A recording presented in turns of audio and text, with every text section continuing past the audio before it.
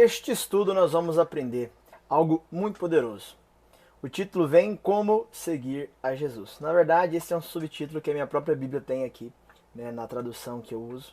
Essa aqui é uma antiga Bíblia minha trinitariana, muito boa de tradução, gosto muito dela. E é interessante que a afirmação aqui desse trecho de Lucas vai falar exatamente isso, como seguir a Jesus. Então hoje eu quero te apresentar Lucas capítulo 9, no verso 23, vai nos mostrar três princípios, né? Não são três passos, ok? São três princípios, é muito mais profundo que um passo, se assim podemos dizer. Mas quais são esses três grandes princípios para você que deseja seguir a Jesus? Para você que deseja responder realmente sim quando Cristo chama, venha e siga-me, né? Seja meu discípulo. Então hoje nós vamos aprender sobre isso. Mas antes, se você ainda não é inscrito no canal, por favor, já se inscreva aqui agora. Clique em inscrever, já deixe o seu like, porque tem muita chance de você esquecer até no final do conteúdo, né? Até no final do estudo, então já faça isso agora. E aí durante, né, este estudo, o que você for percebendo, né, revelações, insights, aprendizado, princípios que às vezes até mesmo exemplos melhores do que eu vou dar aqui para você, que você tem aí que possa somar com a edificação do todo, né, do pessoal que está aqui assistindo. Então deixa no seu comentário aí, ou melhor, deixa aqui no comentário o seu comentário para edificar ainda mais o conteúdo e o estudo que nós vamos compartilhar aqui hoje. Vamos lá? Aqui eu vou apresentar para você três grandes princípios na vida de um discípulo, três grandes princípios fundamentais necessários para aqueles que desejam seguir a Jesus. E para isso nós vamos ler o Evangelho de Lucas, no capítulo 9, a partir do verso 23. Se você puder acompanhar a leitura, é muito importante, irmãos, quando se trata de estudo da palavra, você ter o hábito de ler a Bíblia, pegar a Bíblia para ler, para entender, sabe, para se familiarizar. E eu não estou falando da Bíblia digital, do aplicativo, não, estou falando da Bíblia de papel mesmo. Não sei se você tem acesso aí, se você tiver. Se este momento que você está me ouvindo é um momento de estudo seu, faça isso. Pastor, não é, tô caminhando, tô correndo, tô trabalhando, tô no trânsito, tô viajando, tô fazendo outras coisas, não consigo. Então, amém. Então preste muita atenção que eu vou lendo e vou explicando para você poder me ouvir. Mas eu quero apresentar para você esses três grandes princípios que o Senhor nos ensina no Evangelho de Lucas, capítulo 9. Vou ler o verso 23 em diante. Diz assim a palavra do Senhor.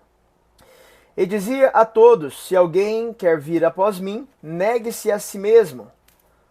Tome a cada dia a sua cruz e siga-me. Porque qualquer que quiser salvar a sua vida, perdê-la-á. Mas qualquer que, por amor de mim, perder a sua vida, a salvará. Porque aproveita o homem granjear, né, ou ganhar o mundo todo, perdendo-se ou prejudicando-se a si mesmo? Porque qualquer que de mim e das minhas palavras se envergonhar, dele se envergonhará o Filho do Homem, quando vier na sua glória e na glória do Pai e dos santos anjos. E em verdade vos digo que dos que aqui estão, alguns há que hão, né, que não provarão a morte até que vejam o reino de Deus. Essa é a leitura do nosso estudo de hoje. Preste atenção.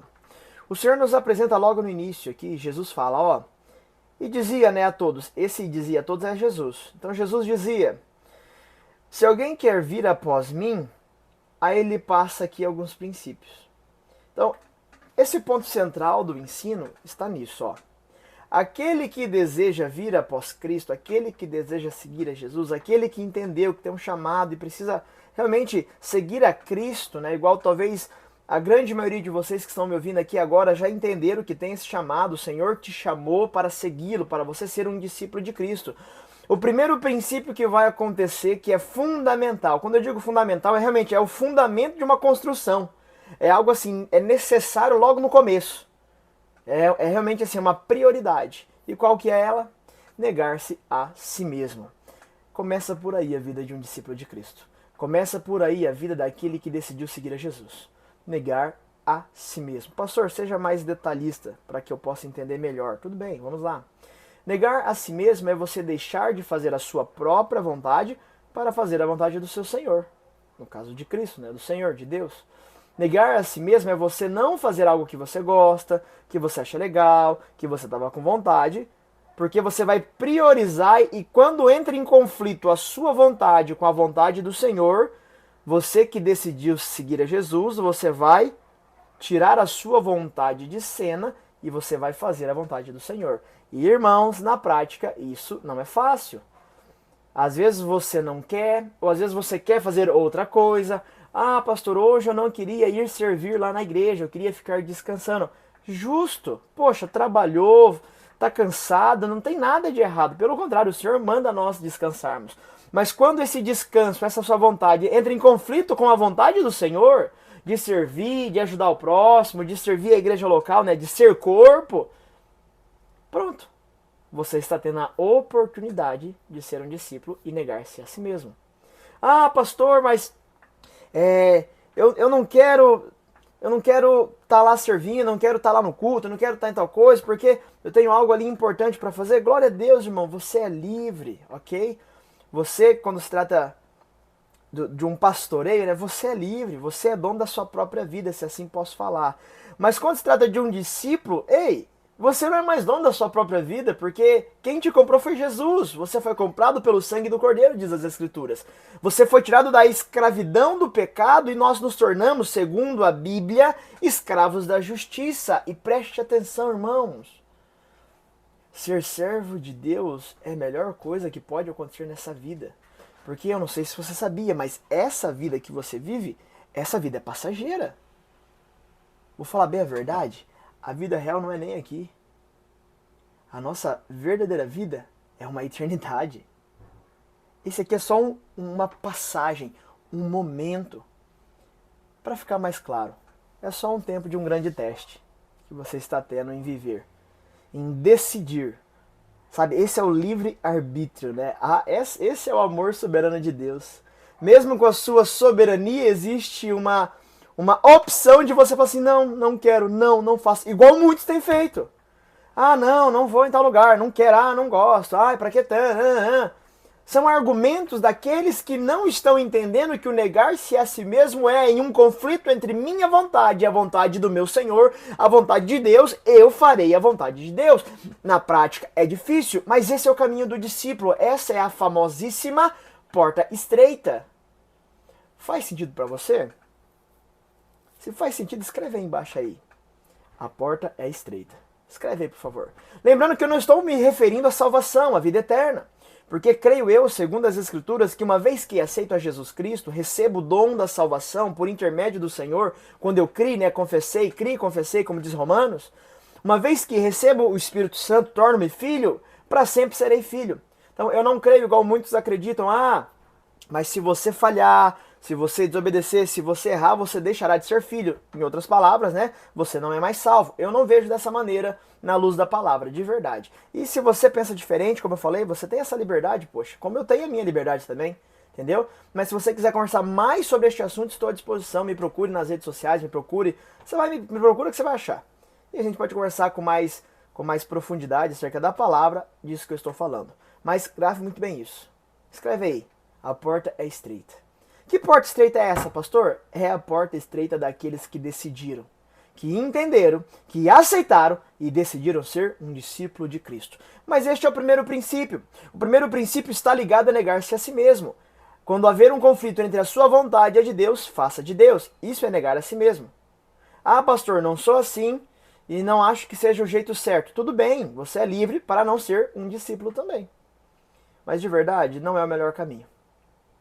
Você que entendeu que tem um chamado de Deus, que o Senhor te chamou para um propósito. E vou falar bem a real para você. Todos têm um chamado de Deus. Ah, não, pastor, eu acho que eu não tenho. Você pode até não saber qual é o seu ainda, por não ler a Bíblia, por não orar e por não buscar. Mas que você tem, você tem. Inclusive aqui no canal tem um vídeo que eu vou falar sobre isso, né? Como saber o meu propósito. Como saber a vontade de Deus. Então, eu vou tentar deixá-lo aqui nesse momento da tela em algum momento. Se não aparecer, você procura no canal que você vai encontrar esse mesmo título que eu falei, né? Como saber o meu propósito. Mas existe um segundo princípio muito poderoso aos discípulos. Qual é esse? Após negar-se a si mesmo, o que você deve fazer? Tome a cada dia a sua cruz. Uau! Tomar a nossa cruz, perceba que está ligado a um propósito, perceba que está ligado a um sacrifício. A cruz se refere tanto a sacrifício, como também a propósito. Tanto a morte, como também a vida eterna, né? Então, assim, para Cristo foi a morte, para nós, a vida eterna. Você me entende? Para Cristo foi o sacrifício, para nós foi a bênção, a graça, o favor. do resultado da ação de Cristo. Só que agora Jesus chama você para tomar a sua cruz. E a cada dia. Tomar a sua cruz está ligado ao negar-se a si mesmo, mas num nível muito maior. Porque agora não é apenas negar-se a si mesmo. Agora é entender que o negar-se a si mesmo, você vai se pôr à cruz. Você vai permitir muitas vezes esse sacrifício, ok? O sacrifício de viver um propósito. Preste atenção, cruz é propósito.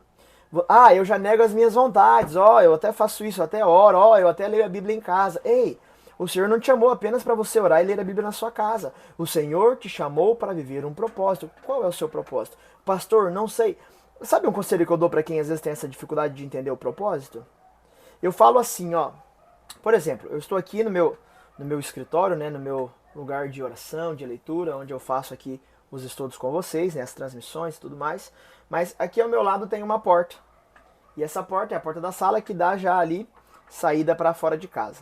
E nesse momento a porta está fechada. Sabe por que está fechada? Porque não tem razão de estar aberta. Ninguém está saindo ou entrando, então não tem por que estar aberta. Todavia, se eu me levantar ou se minha esposa ou alguém for passar pela porta, logo eu vou abrir a porta. Porque vai ter um propósito em deixar a porta aberta. Você está me entendendo onde eu quero chegar? Tem muitas pessoas pedindo para Deus para entender o seu propósito, mas não estão fazendo absolutamente nada. Não faz sentido Deus abrir portas para o seu entendimento se você não está disposto a dar um passo para frente, entendeu? Então, um conselho que eu dou para você, comece a servir na igreja local.